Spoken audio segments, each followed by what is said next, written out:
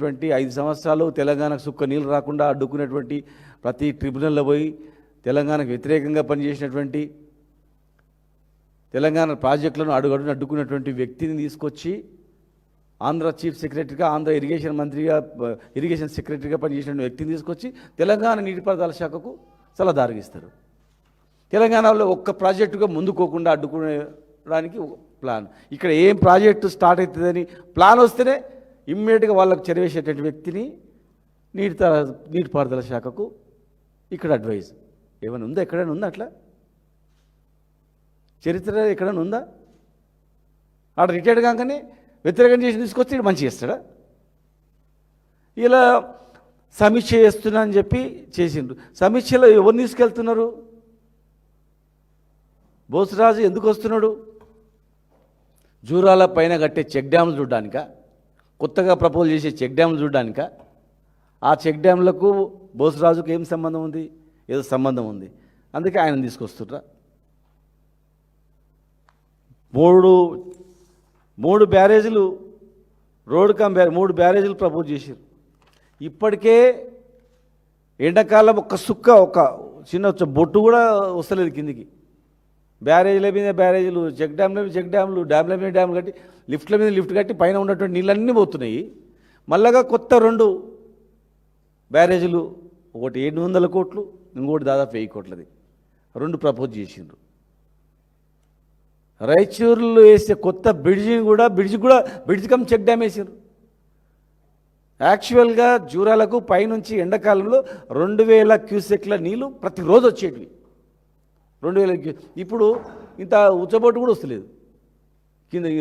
మన ఏది బొట్టు కూడా వస్తలేదు పైనుంచి కిందికి. ఘోరంగా ఉంది. ఇక ఏం చూస్తారు అక్కడ? ఎండిపోయినటువంటి జూరాలను, ఎండిపోయినటువంటి నెట్టెంపాడును, ఎండిపోయినటువంటి భీమాను, ఎండిపోతున్న కోయిల్ సాగర్ను చూస్తారు, బురదను. మొన్నటి వరకు రైతులు ఎన్ని కష్టాలు పడ్డారు మహబూబ్నగర్ జిల్లాలో. రైతుల గురించి ఒక సమీక్ష జరిగిందా? ఒక సమీక్ష జరగలేదు. బొట్టు కొంటామన్నారు, ఇత్తనం కొంటామన్నారు. మరి ఇత్తనం కొంటంటే ఎక్కడ పోయినాయి? పండింది మీ లెక్కల ప్రకారమే 1,40,00,000 మెట్రిక్ టన్నుల ధాన్యం పండింది. 1,40,00,000 మెట్రిక్ టన్నుల ధాన్యం పండితే మీరు 90 లక్షల మెట్రిక్ టన్నులు ఉన్నామని ఒకసారి అన్నారు, 75 లక్షల మెట్రిక్ టన్నులు ఉన్నామని ఇంకొకసారి అన్నారు. ఇప్పుడు లాస్ట్కి ఏం చెప్తారు? అఫీషియల్ రికార్డు 60 లక్షల మెట్రిక్ టన్నులు ఉన్నామన్నారు. మరి 1,40,00,000లో 60 లక్షల మెట్రిక్ టన్నులు మీరు ఉన్నామని మీరు చెప్తే 80 లక్షల మెట్రిక్ టన్నులు ఎక్కడ పోయినాయి? చూసిండ్రా? కనీసం సమీక్షలు జరిగినాయా? జిల్లాలో ఎన్ని సంచులు ఉన్నాయి, గన్ని బ్యాగ్స్ ఉన్నాయి, ట్రాన్స్పోర్టేషన్ సిస్టమ్ ఎట్లుంది, తడిసిన ఓట్లు ఎట్లున్నాయి, ఎందుకు తడిచినాయి, మిల్లుల దగ్గర ఎందుకు బార్లు తీసిండ్రు, ఎందుకు కొనలేదు, ప్రైవేట్లో ఎట్లా అమ్ముకున్నారు, ఏమైనా లెక్కలు ఉన్నాయండి? రైతులను పూర్తిగా అధ్వానమైనటువంటి పరిస్థితి చేసిండ్రు. కరెంటు లేక, పండిన ధాన్యానికి గిట్టుబాటు ధర లేక, ఉన్న ధాన్యం తడిసిపోయి మొలకెత్తి కన్నా కష్టాలు పడితే సమస్య లేదు. క్రాప్ హాలిడే ఇచ్చిండ్రు. మీరు ఇలా చూడండి, శ్రీశైలం దగ్గర ఇప్పుడు కూడా నీళ్ళు ఎత్తిపోచుకోవచ్చు. 6 నెలల క్రితమే జూరాల ఖతమైపోయింది. మేము జనవరిలోనే పోయినాం, జనవరిలోనే ఎండిపోయింది. ఇలా ఈ రోజు వరకు కూడా నీళ్ళు ఎత్తిపోచుకోవచ్చు అక్కడ నుంచి. కానీ జూరాల నుంచి నీళ్ళు తెచ్చుకునేది ఉండి అన్నారు. ఎంతో దురదృష్టితో ఆలోచన చేసి కేసీఆర్ గారు జూరాల నుంచి సాధ్యం కాదు, ఉన్నటువంటి చిన్న బుడ్డి రిజర్వాయర్లు నిండుతలేవు, మనకు కూడా హక్కు ఉంది శ్రీశైలం పైన, బరాబర్ శ్రీశైలం నీళ్ళు వాడుకోవాల్సిందే, 290 టీఎంసీలు ఉన్నటువంటి రిజర్వాయర్ నుంచి వాడుకోవాల్సిందే, 7 టీఎంసీల నీళ్ళు 2 నెలలు 3 నెలలు ఎండిపోతుందని చెప్పి ఆలోచన చేసి తెచ్చారు. ఇది వాస్తవం కథ. మీరు చూడండి, మీరు ఇలా జూరాల చూడండి, జూరాల కింద ఎండిపోయిన ప్రాజెక్టు చూడండి, ఎండిపోయిన పొలాలు చూడండి, క్రాప్ హాలిడే ఇచ్చినటువంటి పొలాలు చూడండి, సీదా శ్రీశైలం రిజర్వాయర్ చూడండి, దాని కింద ఆ ప్రాంతం కింద ఉన్నటువంటి కల్టివేషన్ చూడండి. మరి ఏది కరెక్టో కూడా చెప్పండి దయచేసి. ఇప్పటి వరకు కూడా ఒక పైసా కూడా ఖర్చు పెట్టలేదు. ఇలా మీరు చూసేటివన్నీ కూడా కేసీఆర్ కట్టేటటువంటివే. నార్లాపూర్ నుంచి మొదలుకుంటే కేసీఆర్ పెట్టిన పంపులు, కేసీఆర్ గారు ఇన్స్టాల్ చేసినటువంటి ఇరిగేషన్ కాలువలు, తోయిన కాలువలు, పెట్టిన పంపులు, కట్టిన రిజర్వాయర్లు, పెట్టినటువంటి సబ్స్టేషన్స్, తవ్వినటువంటి సొరంగాలు, ఇవి తప్ప ఏం కనబడుతుంది చూడండి. ఒక కిలోమీటర్ అన్న దోయినరా, ఒక జానెడన్నా బత్తెడన్నా దోయినరా చెప్పండి. పాత బిల్లులు 5,000 కోట్లు పెండింగ్ ఉన్న బిల్లుల పైసలు ఇచ్చింది తప్ప అంతే. 33,500 కోట్ల వరకు కంప్లీట్ చేసి 27,500 కోట్ల డబ్బులు పేమెంట్ చేసి 5,000 కోట్లకు టోకెన్ ఇచ్చి దగ్గర ఉండేటువంటిది. ఆ టోకన్ను మీరు పాస్ చేసినారు. ఎట్లా పాస్ చేసినారు మీకు తెలుసుగా. అది తప్ప ఏం చేయలేదు. రైతుల గురించి ఏం పట్టించుకోకుండా ఇవాళ దీనికి హౌజుల అరెస్టులు, అక్రమ అరెస్టులు, నిర్బంధం చేయడు, బెదిరించుడు ఎందుకు? ఎవడు అడ్డుకున్నాడు మిమ్మల్ని చెప్పండి? మేము అడ్డుకోమని పిలిపించినామా? పర్యటన అడ్డుకోమన్నామా? మా తపనంతా తొందరగా కంప్లీట్ చేయాలని. సరే రేపు వచ్చి ఎల్లుండి టెండర్ పిలుస్తారా, ఆవులెల్లుండి పని పిలుస్తారా, కాలువలు ఎప్పుడు స్టార్ట్ చేస్తారా చూద్దామని మేమందరం ఉన్నాం, ఎదురు చూస్తున్నాం. కానీ అరెస్ట్ చేయడం ఏంది, భయపెట్టించడం ఏంది? ఇళ్ళకు భయపెట్టించి దాడులు చేయడం ఏంది? మేమన్నా పార్టీ పిలిపించడమా? పార్టీ తరఫున పిలిపిస్తే లక్షల మంది కదులుతారు. చూడు పని చేయనీయకుండా వీళ్ళు అడ్డుకున్నారు అంటారు మళ్ళీ మీరు. అందుకే మేము చెప్పినాం, అడ్డుకోమని ఎవరు చెప్పలే, మేము పార్టీ నుంచి పిలిపివ్వలే. ఎవడైనా రైతుకు కడుపు మండి మీకు ఏమన్నా మాట్లాడితే వాళ్ళు మాట్లాడితే సమాధానం ఇవ్వండి, అడిగితే సమాధానం ఇవ్వండి. ఇళ్ళల్లో నిర్బంధించడము, అరెస్టులు చేయడము, భయపెట్టేయడము, జైలుకు పంపుతాం బిడ్డ అని చెప్పడము, ఏమైతే జైలుకు వస్తే కేసులు పెడితే ఏమవుతుంది? మేము వస్తాం, మళ్ళీ మా ప్రభుత్వం వచ్చినాక ఒక జీవోతో కథమే ఇస్తామంతా. ఏముంది అది? మీరు ఇక్కడ నుంచే తెలిసి కనిపిస్తుంది గూగుల్లో కొడితే ఎండిపోయిన ప్రాజెక్టులు అన్నీ కూడా. ఈ నిర్బంధం చేసి భయపెట్టిస్తే కాదు ఇది ఒక విహారయాత్రలాగా కాకుండా పరిష్కార యాత్రలాగా చేసుకోండి.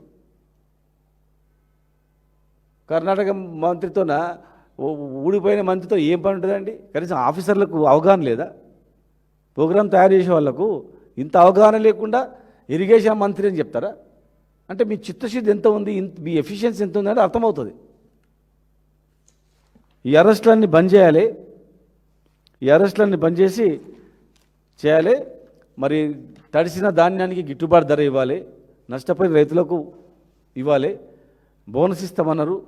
మరి 1,60,00,000 పండిన ధాన్యానికి మీరు బోనస్ ఇవ్వాలి. వాడు ఎక్కడ అమ్ముకున్నా సరే, రైతు ప్రైవేట్లో అమ్ముకున్నా మీరు బోనస్ ఇవ్వాల్సిందే. మీ శాఖ వ్యవసాయ శాఖ ఇన్ఎఫిషియన్సీ వల్ల వాళ్ళు సరైనటువంటి ధాన్యాన్ని కొనుగోలు చేయడానికి సంచులు కానీ ట్రాన్స్పోర్టేషన్ కానీ ఇవన్నీ జాప్యం చేసినందుకు, కొనుగోలు కేంద్రాలు పెట్టినందుకు, సకాలంలో చేయనందుకు నెలల తరబడి కాపు కాసిర్రు. 3 నెలలకు పంట పండితే 1-2 నెలలు కాపులు కాసిర్రు. పంటకు 3 నెలలు అయితే పండిన ధాన్యానికి కావాలి కానీ ఒక నెల రోజుల పైన అయింది, 1-2 నెలలు అయింది. కనుక మేము డిమాండ్ చేస్తూ ఉన్నాం, 1,60,00,000 ధాన్యానికి బోనస్ ఇస్తామన్నారు, ఇవ్వాలి. చివరి గింజ వరకు కొంటామన్నారు, కొన్నది సగం కూడా కొనలేదు. రికార్డులు మీ దగ్గరనే ఉన్నాయి. తడిసిన ధాన్యాన్ని కూడా మీరు నష్టపరిహారం ఇవ్వాలి, మా రైతాంగాన్ని ఆదుకోవాలి. ఇలా బోర్లున్నా ఒడ్లు వేసుకోవద్దని మరి అగ్రికల్చర్ మినిస్టర్ చెప్తున్నాడు. మరి ఏం వేసుకోవాలో చెప్పండి, మీరు ఏం అందుబాటులో పెడతారో చెప్పండి. మరి రైతు బతుకుదేరు వ్యవసాయమే కదా. బోర్లు ఉండక నువ్వు వ్యవసాయం చేయకుండా ఉండాలంటే ఏం చేస్తారు? మీ సాయం ఏం చేస్తారు? మీరు ఎకరాకి ఏమన్నా 20,000 రూపాయలు ఇస్తారా? ప్రకటించండి, వేసుకోకండి అని. ఏం చేయకుండా మీరు వ్యవసాయం చేయకండి, దున్నకండి, చేను చూసుకుంటే కూర్చోండి అని ప్రకటనలు ఇస్తే ఎట్లా చెప్తుంది చెప్పండి?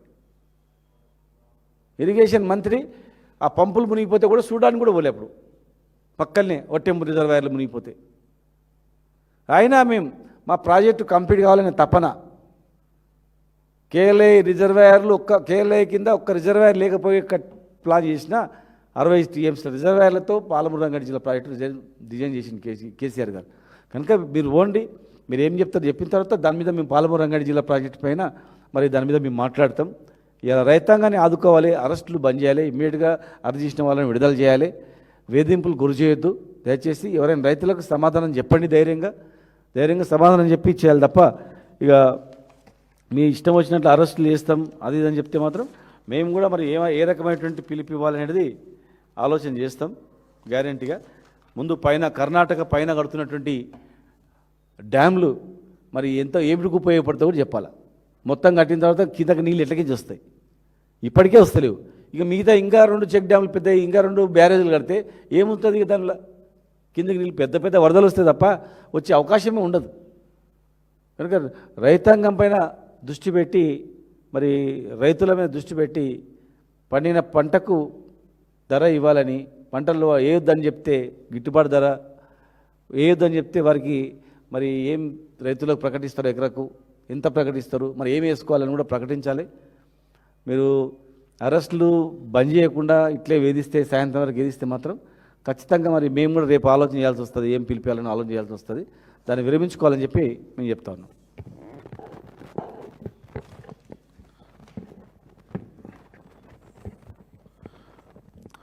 ప్రింట్ ఎలక్ట్రానిక్ మీడియా మిత్రులకు, పెద్దలు మాజీ మంత్రివర్యులు శ్రీనివాస్ గౌడ్ గారు, సోదరుడు కుర్వ విజయ్ కుమార్ గారు, అందరికీ నమస్కారం. ఈరోజు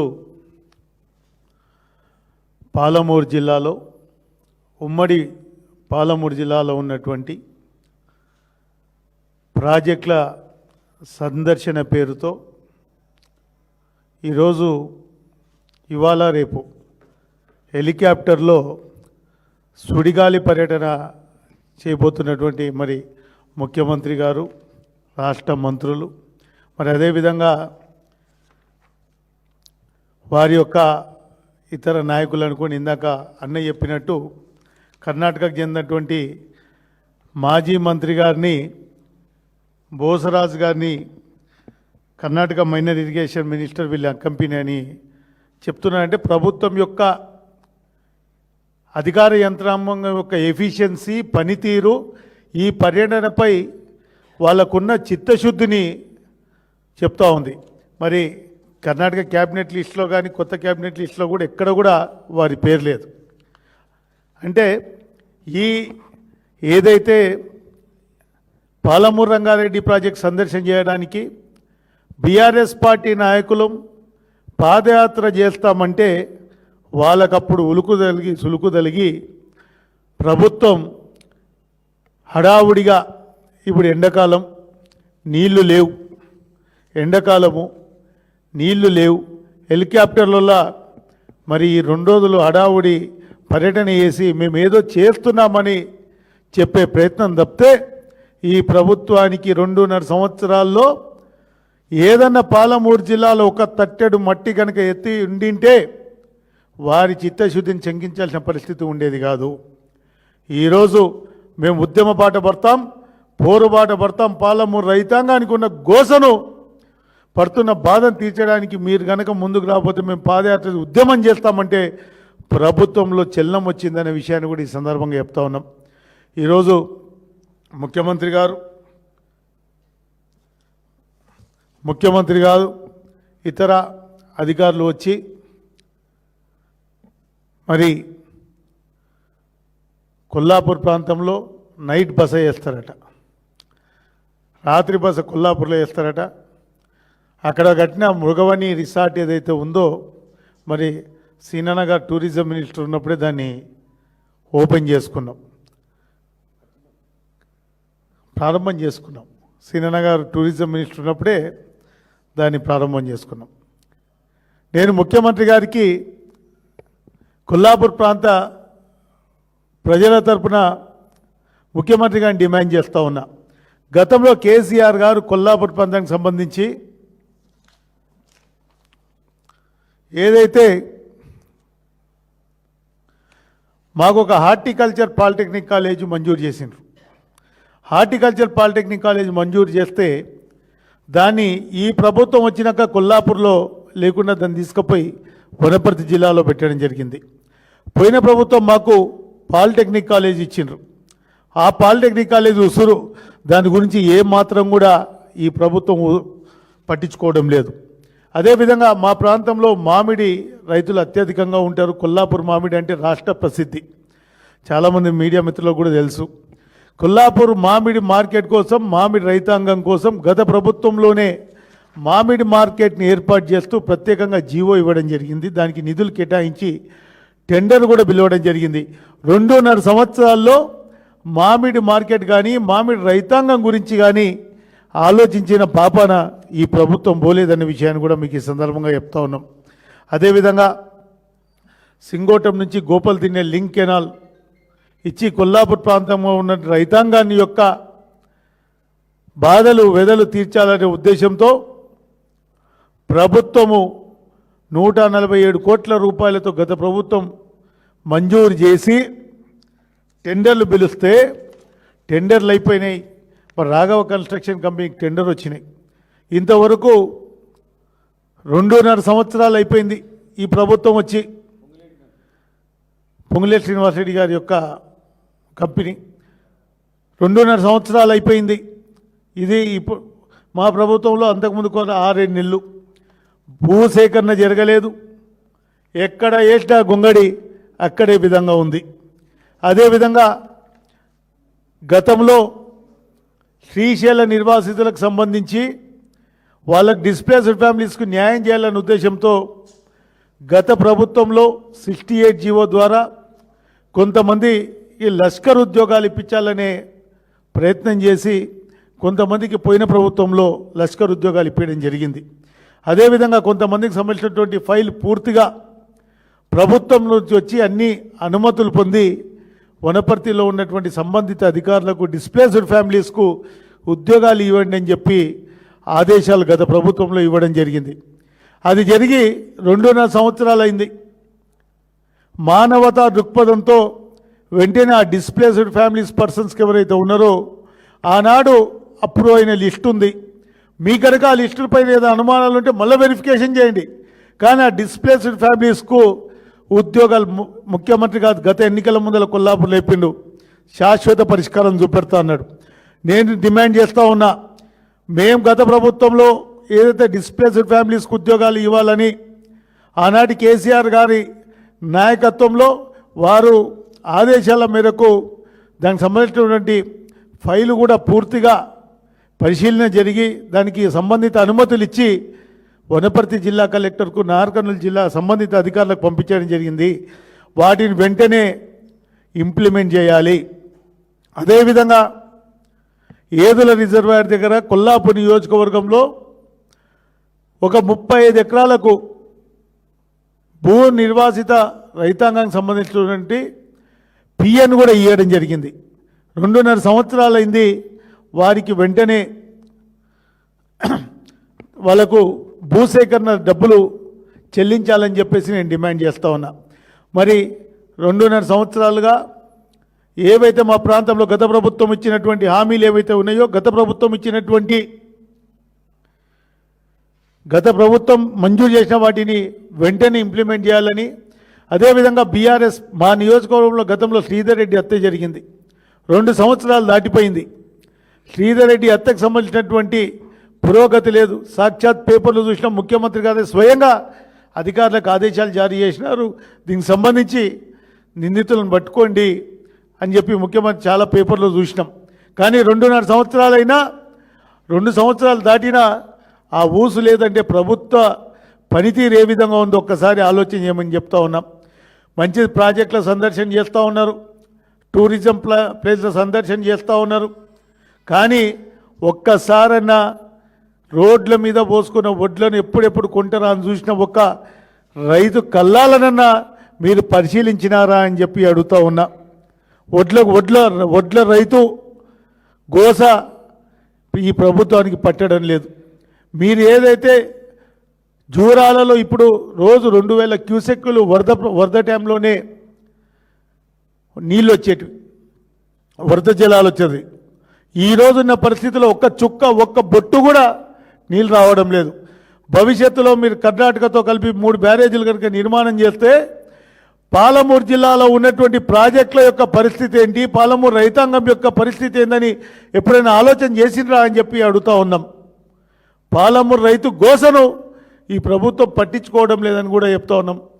ఈ పర్యటన పేరుతో ఏదైతే ఈ ప్రభుత్వం బీఆర్ఎస్ కార్యకర్తలు నాయకులను హౌస్ అరెస్టులు అక్రమ అరెస్టులు చేయడాన్ని తీవ్రంగా ఖండిస్తూ ఉన్నాం. ప్రజాస్వామ్యంలో ఇది మంచి పద్ధతి కాదు. ప్రభుత్వ పర్యటన ఎవరు కూడా దానికి సంబంధించి ఇందాక పెద్దలు శ్రీనివాస్ గౌడ్ గారు చెప్పినారు, ఎవరు మాకు బీఆర్ఎస్ పక్షాన కానీ ఎవరం కూడా దానికి సంబంధించి అడ్డుకోవడమో ఏదో చేస్తారని అపోహతో భయభ్రాంతులకు గురి చేసి బీఆర్ఎస్ కార్యకర్తలు మాత్రం వేధింపులకు గురి చేస్తే సహించేది లేదని కూడా ఈ సందర్భంగా హెచ్చరిస్తూ ఉన్నాం. ఖచ్చితంగా ప్రభుత్వం మా ప్రాంతం వెనుకబడిన ప్రాంతం 10 సంవత్సరాల్లో జరిగినటువంటి అభివృద్ధి కానివ్వండి, ఇంకా జరగవలసిన అభివృద్ధి కానివ్వండి, 2.5 సంవత్సరాల్లో ఈ ప్రభుత్వం ఏమీ చేయలేదు. ముఖ్యమంత్రి గారు మీరు అక్కడ పోయి రాత్రి నిద్ర చేస్తూ ఉన్నారు. మరి నిద్ర చేసి ప్రజలకు సంబంధించినటువంటి సమస్యలకు శాశ్వత పరిష్కారం చేస్తారా, లేకుండా ఊరికే ఇది ఒక విహారయాత్ర లెక్క తిరిగి వస్తారా, ఒకసారి చెప్పాల్సినటువంటి అవసరం ఉంది. అదేవిధంగా మా ప్రాంతంలో లక్ష్మీ నరసింహస్వామి యొక్క సింగోటం లక్ష్మీ నరసింహస్వామి యొక్క దేవాలయం ఉంది. ఆ దేవాలయానికి గత ప్రభుత్వం ఆనాటి ముఖ్యమంత్రి కేసీఆర్ గారు 15 కోట్ల రూపాయల నిధులు మంజూరు చేశారు గుడి పునర్నిర్మాణం కోసం. ఆ నిధులను ఈ ప్రభుత్వం రాగానే టెండర్ స్థాయిలో ఉన్నదాన్ని ఈ ప్రభుత్వం రాగానే వాటిని క్యాన్సిల్ చేసింది. మేము డిమాండ్ చేస్తూ ఉన్నాం, గుడిని లక్ష్మీ నరసింహస్వామి గుడిని పునర్నిర్మాణానికి నిధులు వెంటనే ప్రకటించాలని, వెంటనే తిరిగి మంజూరు చేయాలని బీఆర్ఎస్ పార్టీ పక్షాన డిమాండ్ చేస్తూ ఉన్నాం. ఏదైతే ఇప్పటికీ బీఆర్ఎస్ పార్టీ కార్యకర్తలను అక్రమంగా వేధించొద్దు, ఇది మంచి పద్ధతి కాదు అని చెప్పి ఈ సందర్భంగా తెలియజేస్తూ, మరి మా దగ్గర రామన్నగట్టు రిజర్వాయర్, ఇంకొకటి రామన్నగట్టు రిజర్వాయర్ అని ఒక రిజర్వాయర్, దానికి సంబంధించినటువంటి పరిపాలన అనుమతులు వచ్చినాయి గత ప్రభుత్వంలో, వాటిని కూడా ఇంప్లిమెంట్ చేయాలని కూడా చెప్తూ, వడ్ల రైతులు కొల్లాపూర్ ప్రాంతంలో ఉన్నటువంటి వడ్ల రైతుల గోసను పట్టించుకోవాలి. ముఖ్యమంత్రి గారు ఆ వడ్లు గతం కొన్నా మీరు ఎక్కువ కొన్నారా తక్కువ కొన్నారా ఒకసారి మీదే డేటా ఉంటుంది, ఒకసారి వెరిఫై చేయండి అని చెప్పి నేను ముఖ్యమంత్రి గారిని కోరుతా ఉన్నా. ఖచ్చితంగా గత ప్రభుత్వం మంజూరు చేసిన వాటిని అన్నిటినీ ముందుకు తీసుకుపోవాలని చెప్పి నేను బీఆర్ఎస్ పార్టీ పక్షాన డిమాండ్ చేస్తున్నా. Thank you.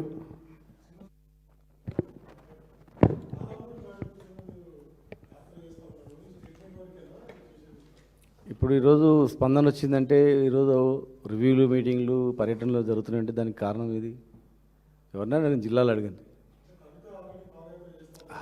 అవన్నీ కట్టింది కేసీఆర్ గారు, ప్రాజెక్టులు కట్టింది కేసీఆర్ గారు. 10% కంప్లీట్ కావాల్సిందే ఉంది, అంతే. 90% కంప్లీట్ అయింది. దాని మీదనే అడగడం జరిగింది. చూద్దాం, చూసిన తర్వాత నెక్స్ట్ మా నాయకులతో మాట్లాడి ఫర్దర్ ఏంది వాళ్ళు రేపు ఏం ప్రకటిస్తారో చూద్దాం. సంవత్సరానికి 20,000 కోట్ల బడ్జెట్ ఉమ్మడి పాలమూరు జిల్లాకు కేటాయిస్తామని అన్నారు.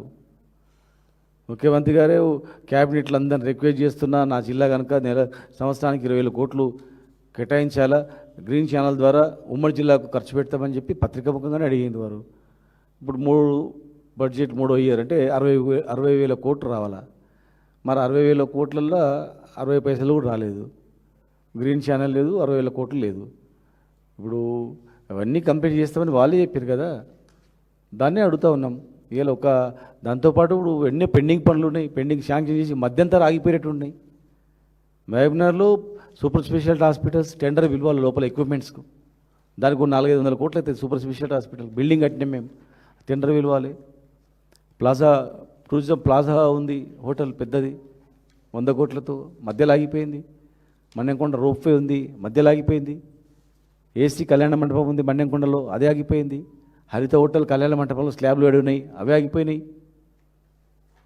Stadium AC plus synthetic tracks, hostel, sports hostel అవన్నీ మధ్యలో ఆగిపోయినాయి. ట్యాంక్ బండ్ చుట్టూ అతిపెద్దటువంటి ఎన్నో స్కీమ్స్ ఉన్నాయి. Ring road, necklace road, tank bund దగ్గర అన్నీ ఆగిపోయినాయి. అమ్యూజ్మెంట్ పార్కు ఆగిపోయింది. 26,000 ఎకరాలకు జంగల్ సఫరీ టోటల్గా కాంపౌండ్తో ప్రపోజల్ ఉంది, అది ఆగిపోయింది. మయూరి కేసీఆర్ అర్బన్ పార్క్లో బర్డ్ ఎంక్లోజర్ ఆగిపోయింది. జడ్చర్లలో చాలా ఆగిపోయినాయి. రోడ్స్ అవన్నీ కూడా దేవరకద్రలో ఆగిపోయినాయి. మక్తల్ నారాయణపేటలో కూడా ఆగిపోయినాయి. మన నారాయణపేట జిల్లా హెడ్ క్వార్టర్ అనేక వర్క్స్ అన్నీ మధ్యంతరంగా ఆగిపోయినాయి.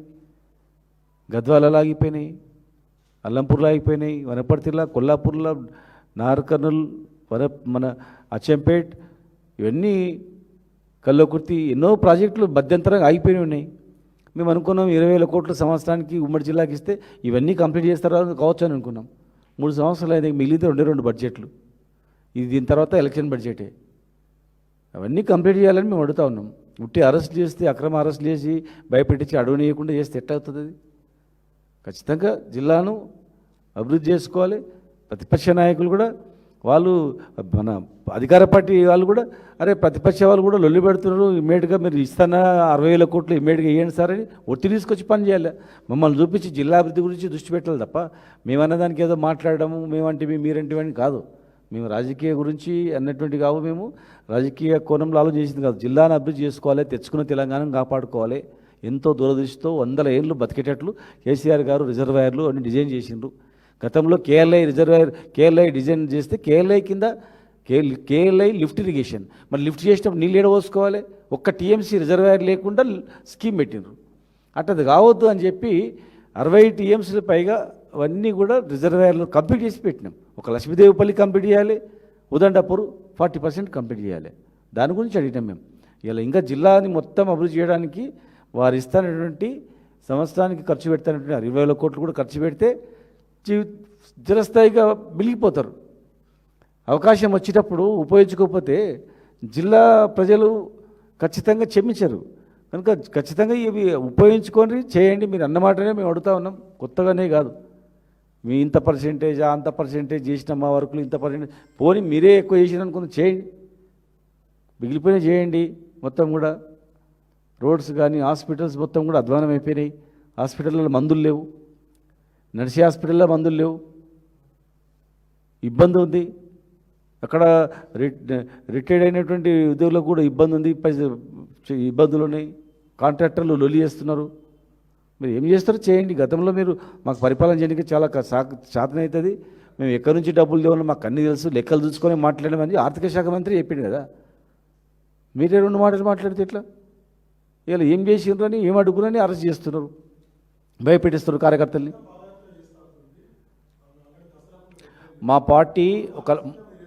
మా పార్టీకి ఒక లైన్ ఉంటుంది. తెలంగాణ తెచ్చిన పార్టీ, తెలంగాణ తెచ్చిన నాయకుడు, ముఖ్యమంత్రిగా పనిచేసినటువంటి పార్టీ, తెలంగాణను అద్భుతంగా ప్రపంచ పటంలోనే ఓ అద్భుతంగా ఆవిష్కరించినటువంటి నాయకుడు, అత్యంత అభివృద్ధిలో ఎన్నో అంశాల్లో కూడా తెలంగాణ ఆదర్శంగా తీసుకోవాలని చెప్పినటువంటి ప్రభుత్వం పరిపాలించినటువంటి నాయకుడు కేసీఆర్ గారు ఉన్నారు. వారు దిశానిర్దేశాన్ని ఇస్తుంటాడు. 24 గంటల్లో 18 గంటలు నిరంతరమైన మైండ్ మొత్తం పనిచేసేది తెలంగాణ అభివృద్ధి గురించే. రేపు మళ్ళీ ఏం చేయాలనే దాని మీదనే ఉంటుంది మాకు. మా నాయకుడు ఇచ్చినటువంటి దిశానిర్దేశాన్ని మేము ముందు నడుపుకుంటూ పోతాం.